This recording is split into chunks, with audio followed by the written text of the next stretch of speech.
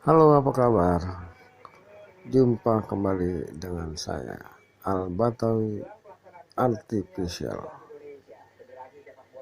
Iya, Kalau saya seorang presiden Iya. atau perdana menteri iya, di suatu negara iya, yang luas, iya, penduduk saya sangat banyak, ya kan? iya. Dan saya khawatir sumber daya alam yang ada di tempat saya ini tidak bisa untuk menghidupi rakyat saya Iya, ke depan, kan gitu, dan overload. iya, Kebetulan penduduk di negara yang akan saya program ini banyak juga penduduk yang sebangsa dengan saya yang sudah dari sana, gitu kan. iya, Maka yang pertama kali saya dengan cara yang manis, yang saya lakukan adalah dengan modus investasi dan bisnis, yaitu ya pertambangan, kehutanan, Iya. perkebunan, perikanan, properti dan lain-lainnya. Iya. Itu yang pertama kali saya galakan dulu, Iya. kan gitu. Nah kemudian simultan dengan itu saya akan mengkondisikan negara yang saya jadi sasaran itu, kayak gitu. Saya suap penguasanya, iya, kayak gitu, sampai pusat maupun daerah. iya, Kemudian kendalikan aparat keamanannya, iya. kendalikan Aparat keamanan. keamanannya, ya kan? Aparat keamanan itu dalam konteks Indonesia Ya, nah aparat keamanannya polisi, kemudian dan lain sebagainya, kayak gitu. Kan, tidak Satpol masuk PP, TNI ya? Ya, Tidak masuk TNI. kalau dia bantuan kepolisian, TNI juga. Oke. Kan gitu. Saya penegasannya di situ ya. gitu. Oke. Nah, Iya. keamanan. Kemudian habis itu buat regulasi baru, membeli undang-undang, saya katakan itu. Oke. Kalau dari segitu kan gampang gitu beli undang-undang. Iya. Saya komisi nggak sampai 100 kok. Iya. Partai juga 7 sudah cukup kan gitu. Iya. Nah, kemudian rangkul orang-orang saya yang sudah menjadi pengusaha di Iya. negara itu. I see. Ya, rangkul semuanya, kemudian saya bentuk booster dong. Oke. Ya. Kemudian yang pro negara saya boosternya itu, ini baik begini. Iya. Baru habis itu saya berkilah bagaimana pun juga dengan imigrasi, Menkumham segala macam udah saya atur sehingga mudahlah, keluarkanlah bebas visa, Oke. ya kan? Maka saya masuk tenaga kerja saya yang memang saya buat regulasi negara saya. Lu kerja di sana, lu balik ganti rugi Oke. yang besar, Iya. kan gitu. Tapi kalau lu di sana, tinggal di sana dan bisa beranak pindah, lu akan menjadi warga negara Oke. kehormatan. Pada bagian ini saya jelaskan lagi ya, tegaskan bahwa mereka yang dideploy Iya. ke Indonesia lah Iya. langsungnya itu diancam tidak boleh balik Iya. ke negaranya.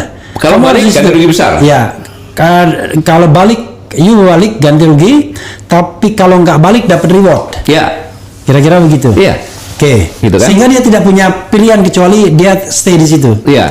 Oke. Nah, dari ini, ya kan, saya masuknya macam-macam tahapannya. Ada yang turis lah, kan gitu. Tetapi dalam tenaga kerja itu saya sisipkan para militer. Oke. Orang yang terlatih ya. Iya. Saya sudah membuat segala macamnya. Oh, buat kamu EKTP segala macam. Saya buatlah EKTP negara yang saya kan. Kemudian saya didik mereka berdasar antropologi budaya masyarakat sini, khususnya wanitanya, Iya. supaya dia bisa menjadi kawin di sini. Oke. Saya latih itu, sehingga mereka melakah dengan warga lokal, kan gitu. Baru perkuat area investasi itu menjadikan bumper atau benteng saya, kan gitu. Bangun kawasan eksklusif, kan gitu. Kemudian ada regulasi, bisa diatur sendiri, mengatur sendiri, kan gitu. Kemudian saya masukkan senjata munisi, bisa tidak ketahuan karena punya kewenangan sendiri di situ. Ya karena bisa ekspor impor itu tanpa bea cukai. Loh, saya sudah bayar semuanya regulasinya dan resmi itu. Jangan menuduh saya nggak benar, saya sudah buat regulasinya kan gitu. Nah, saya mencari pulau-pulau yang strategis, Kalimantan, Maluku, Sulawesi, Papua. Mulailah saya kuasai pelabuhan, buat perusahaan di India, di mana segala macam, masuk untuk menguasai bandaranya segala macam, kan gitu kan. Nah, setelah itu baru dengan demikian maka saya bisa memasukkan sebanyak-banyaknya. Kalau saya lihat negara Indonesia ini ada sekitar 270, ya kan, tahap pertama minimal 50 juta. ya, terus sampai berimbang gitu. bangun pangkalan militer kecil, nggak ketahuan kok, dibangun di pulau-pulau luar, Ya. di Kalimantan, Maluku, sehingga dari 50 saya tingkatkan menjadi 100. Dan sebagian besar adalah tentara yang menyamar apapun dia, gitu loh. Nah, kemudian saya membuat aturan juga. Tujuannya Pak, saya harus melindungi dong, aset saya udah banyak kok. Iya, iya. Iya kan, saya ngeluar duit banyak, kalau nggak dilindungi gimana? Gitu. Dan saya juga harus menyelamatkan tenaga kerja saya yang bertugas di situ. Gitu. Setelah itu baru saya akan mencari tempat central of gravity dari negara. Apa itu? Ibu kota? Yes. Yang dalam jangkauan saya. Iya. Dan saya masuk di sana, tanahnya sudah saya beli, bangunannya saya beli. Jadi Anda sebagai hanya masuk ke situ, tapi itu punya saya sudah. Oke. Tahu, gitu.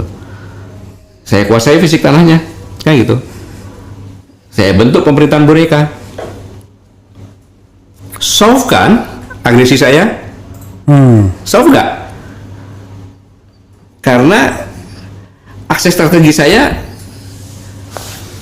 sudah saya kuasai, baik itu ekonomi, politik, pertahanan, Bahkan budaya dan sosial budaya. iya. Baru setelah matang saya amandemen lagi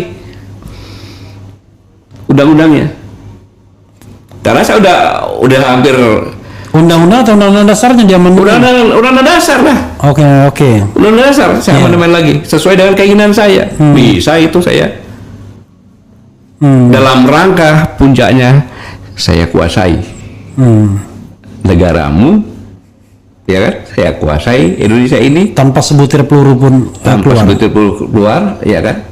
Kemudian penduduk saya sudah hampir berimbang, udah 2/3, Ya. ya kan? Sistemnya udah saya buat, dan orang-orang saya yang pengalaman di daerah negara tetangga pinggiran saya itu, saya masukkan lagi situ, Iya. kan gitu. Karena apa? Peluang, karena di negara itu baru demokrasi, tapi pemudanya diam, sudah saya tidurkan dengan mana-mana yang saya buat, Ditidurkan dan sebagainya di buzzer. ya, narkoba, buzzer, segala macamnya. Terakhir saya bilang, kasihan deh lu, gitu kan, karena lu goblok, kan gitu, maka gua bisa buat seperti itu. Lu banyak yang punya otak, tapi lu nggak bisa bekerja. Itu saya berpikiran gitu, boleh dong. Ya. Kalau udah berhasil, ya kan? Saya jadikan provinsi kayak, ya saya di internasional sih nggak ngapa-ngapain. Masih ada negara itu, dasarnya masih, tapi undang-undang dasarnya sudah bukan Pancasila lagi. Pokoknya negara itu tidak dikolonialisasi secara de jure ya, Iya. tapi secara de facto. Nah, kalau udah pemimpinnya semua boneka-boneka saya dari daerah ke bawah, ya kan? Secara politik sudah saya kuasai, ekonomi juga saya kuasai, mau apa? Nah, ini saya kerjakan bukan 1-2 tahun, bos. Saya proyek ini saya rencanakan 50 tahun. Dan sudah lama saya berjalan ini, Iya. gitu. Tidak ujuk-ujuk. Karena untuk mengakuisisi perusahaan pun kan lama. Iya. Apalagi negara dong ini. Negara. Gitu. Nah, saya berharap dengan ini para generasi muda, para orang berpikir, apakah yang saya sampaikan ini terjadi nggak di negara kita? Saya kembali lagi, saya bagi negara Indonesia sekarang ini kan, Iya. gitu. Iya. Jadi Pak Gatot sedang bercerita tentang kisah di negeri Konoha. Jadi begitu. Dan saya bicara seperti ini sebenarnya sudah sejak saya Pangkostrat. Oke. Proxy war itu adalah proses Iya, akuisisi. Saya sudah di 59 universitas sampai dengan Lemhanas, Universitas Musamu dari Aceh juga. Tapi mereka lebih hebat. Intinya nggak mau dengerin lah gitu ya. Iya, dibuatin bulbo. Nah, sekarang mana bisa? Mana ada universitas negeri yang berani mengundang saya bicara? Iya. Nggak ada yang berani. Nggak ada yang berani. Karena cuma bicara bahwa katanya Pak Gatot sakit hati dan lain sebagainya. Iya, wajar-wajar saja Iya. mengatakan itu kan. Jangan di institusi pun tidak berani. Saya tidak pernah memprovokasi, saya hanya menjadikan fakta-fakta saja. Gitu. Kalau dia begini. Konon katanya Pak Gatot pernah mengirimkan seseorang ya, letjen ya pangkatnya sebagai atase militer di negara itu, dan kemudian ketika dia bersaksi di sidang Anton, beliau mengatakan bahwa ya yang masuk ke sini memang orang yang terlatih dari suku tertentu katanya. Memang begitu Pak ya? Iya. Dia memang saya tugaskan khusus ya untuk mencari data-data. Memang tugas Anton itu seperti itu. Iya. Ya kan?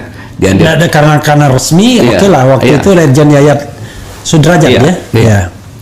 Dia banyak tahu dan menginformasikan kepada saya, maka tidak salah pada saat dia sudah jenderal saya jadikan kepala Badan Intelijen Strategis karena atas jasanya dia membongkar itu dengan saya bisa bicara seperti ini.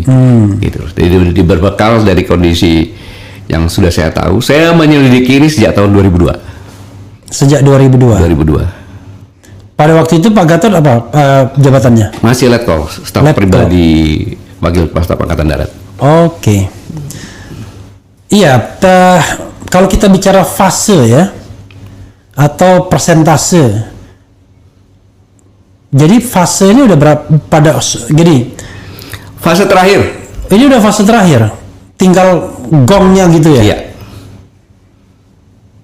Satu fase itu, selama fase itu berapa tahun? 50 5 tahun. 5 tahun. Iya, jadi fase ke-10 ini. Ini fase ke-10. Ya. Kalau kita bikin gini saja, ya. Ingat omongan saya, tidak sampai 5 tahun lagi selesai. Tidak sampai 5 tahun lagi. Ya paling-paling kalau dari saya, oh benar ya, Pak Gatot pernah ngomong gitu, paling gitu aja. Dan kita sedih banget di negara kita kalau begitu ya.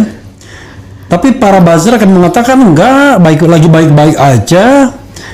Ada yang kan saya bentuk. Kok gimana sih? Iya, ada yang mengatakan, ada calon presiden mengatakan, loh, kalau dia dipulangkan, apa situ bisa menggantikan? Loh, kok kenapa harus di pertanyaannya begitu? Iya, bahkan ada calon presiden yang mengatakan bahwa memang tenaga kerja dia lebih hebat, kan gitu kan? Iya. Jadi emang sudah begitunya gitu. Nah, saya menyampaikan ini hanya untuk mengingatkan saja. Mari kita melek, mari kita berpikir, mari kita melihat tanda-tanda zaman, kan gitu. Mari kita melihat semuanya yang ada. Apakah yang saya sampaikan itu ucapan jempol atau benar? Saya kadang-kadang ini mohon maaf ya, kan kalau saya ngomong sama Pak Gatot kan tidak marah juga. Saya khawatir ini mohon maaf nih. Kalau kita harus clash misalnya, ya kan? Pernah ada satu video saya yang saya lihat dari video yang saya dapat juga, itu mereka udah siap tuh dari dalam. Jadi kalau clash tuh mereka bisa gebuk kita dari dalam dan dari luar. Ibarat pertarungan ya kan? Mereka di dalam, mereka sudah ada di dalam kita. Jadi kalau mereka misalnya berhadapan di luar, begitu kita berhadapan di luar, tiba-tiba di dalam kita udah dari belakang sudah bisa ngebukin juga. Tinggal gebuk aja kan? Iya. Itu dia. Itu yang kondisi yang sangat saya sedihkan itu. Kian jelas terpampang ya. Pendapatan masyarakat tak lagi cukup untuk menopang hidup. Alhasil masyarakat mulai menghabiskan tabungannya. Lantas kenapa hal ini bisa terjadi?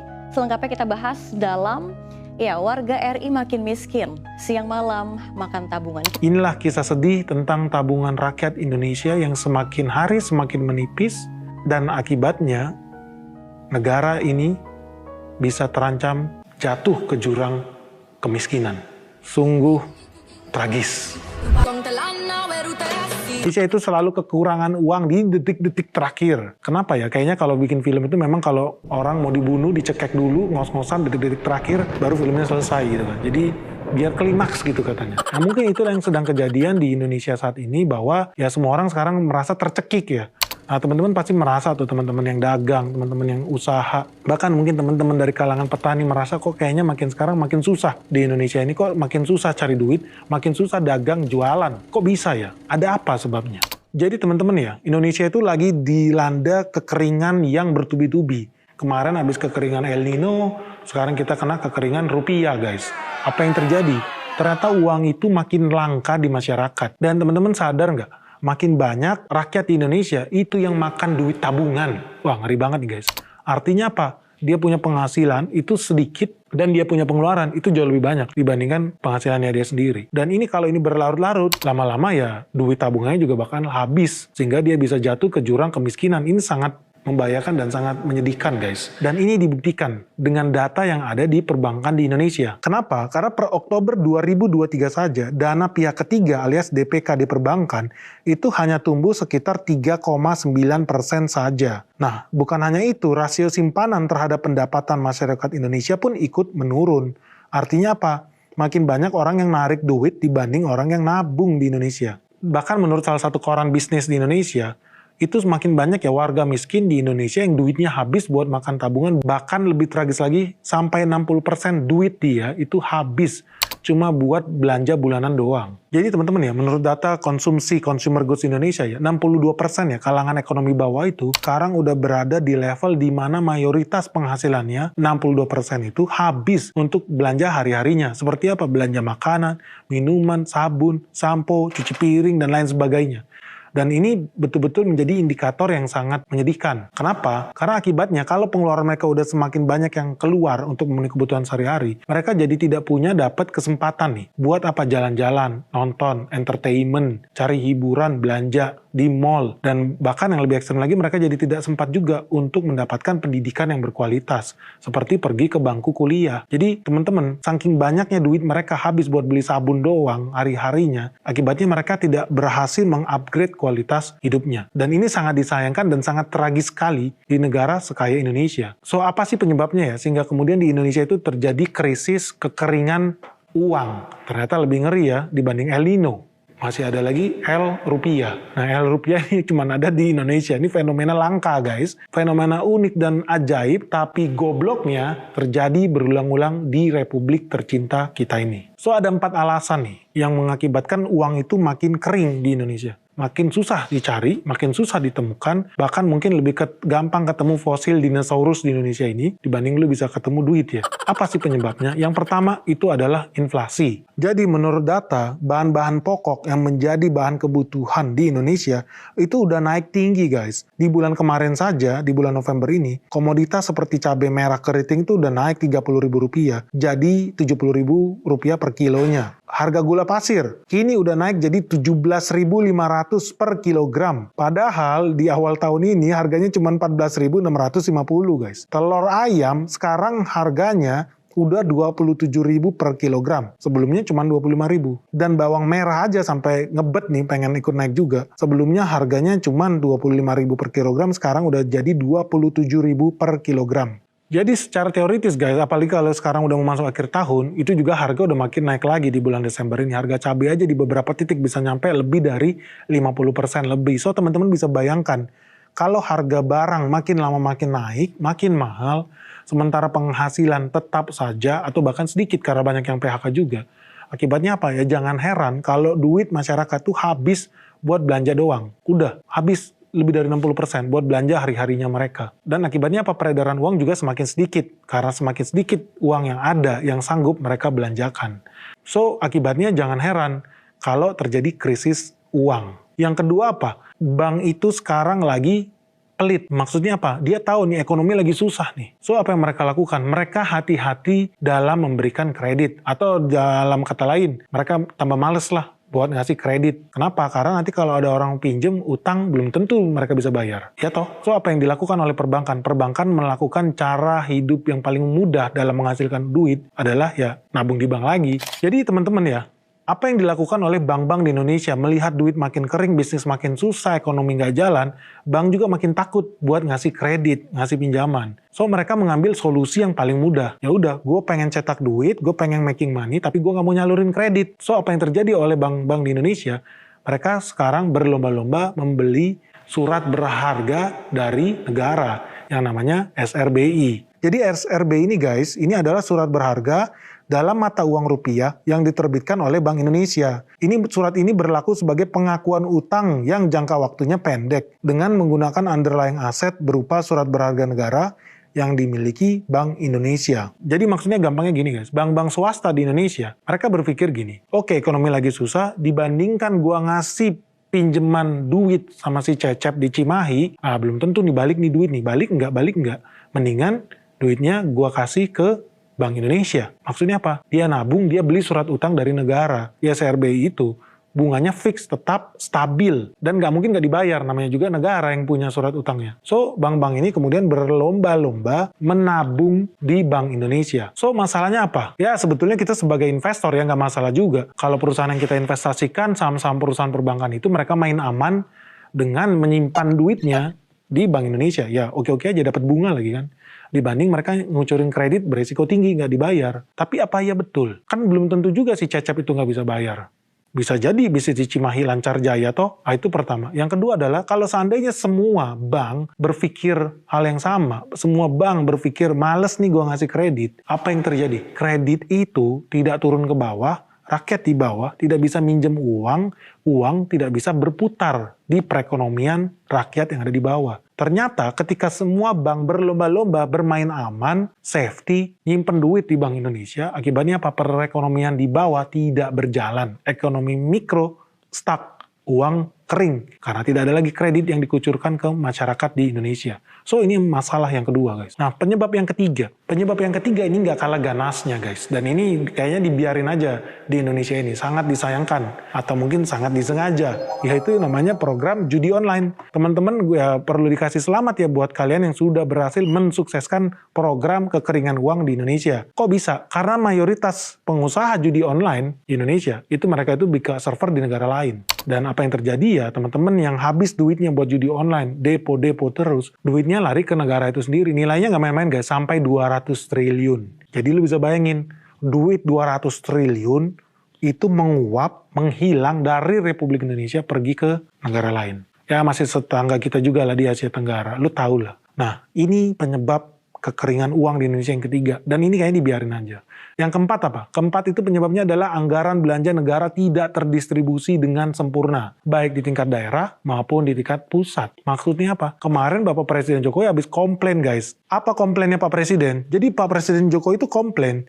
Kok dana anggaran belanja itu cuma 64% yang sudah disalurkan. Artinya sisanya masih ada, jumlahnya sampai 36% itu masih belum disalurkan ke masyarakat di Indonesia, di daerah-daerah di Indonesia. Ini kan sedih. Kenapa sedih? Artinya apa? Artinya 36% duit yang ada di negara kita ini itu tidak turun ke rakyatnya. Baik dalam program mungkin pembangunan jalan, perbaikan rumah sakit, pembelian alat-alat kesehatan, renovasi pabrik, pemberian pupuk, dan lain sebagainya. Jadi bayangkan negara punya duit, dari duit itu ternyata masih ada 36% yang belum turun ke rakyat karena mungkin pejabat-pejabat itu ya mungkin malas mengadakan pengadaan atau takut mungkin mengadakan pengadaan atau ada alasan lain yang lu udah tahu pasti jawabannya apa. Kenapa tiba-tiba serta-merta kalau di Indonesia ini sering banget di akhir tahun keluar program yang lucu-lucu, bikin seminar, bikin nyanyi-nyanyi, bikin apa lagi? Bikin pelatihan-pelatihan, bikin jalan-jalan, pokoknya yang nggak penting-penting lah demi buat ngabisin anggaran di akhir tahun. Ya sebenarnya sih gue seneng-seneng aja sih kalau seandainya itu bisa keluar lebih awal lah. Kenapa? Supaya hotel-hotel bisa penuh. Ada orang yang masak, ada cateringnya, ada laundrynya. Ekonomi kan jadi jalan di masyarakat. Nah, tapi kalau semuanya dipuling ke belakang, ya orang udah kecekek duluan di depan, bos. Udah begitu banyak alasan kenapa Indonesia itu makin kekeringan uang, jangan lagi lah diperparah. So, ini sebuah kisah tragis dari sebuah negara yang katanya kaya raya gemaripan lo jinawi, ternyata mayoritas pejabatnya masih suka menahan-nahan duit rakyat. Padahal itu duit pajak kalian-kalian juga sebetulnya. Tapi kenapa nggak dibalikin lagi ke kita ya? Kenapa ditahan-tahan ya sampai akhir tahun ya? Ada apa sih sebenarnya? Dan kenapa ini bisa berulang terus? So teman-teman itu adalah 4 alasan. Kenapa kok teman-teman merasa makin kesini ya? Dari kemarin-kemarin nih, kayaknya duit itu makin kering di Indonesia. Dan 4 alasan ini semoga menjawab pertanyaan kalian yang So, semoga video ini bermanfaat dan semoga ini menjawab pertanyaan kalian setiap baru bangun tidur. Kok kayaknya dagang makin susah, kok sekarang jualan makin susah, kok cari duit makin susah di Republik Kazakhstan. Oke guys, semoga video ini bermanfaat. Salam sehat, salam cuan, bye-bye.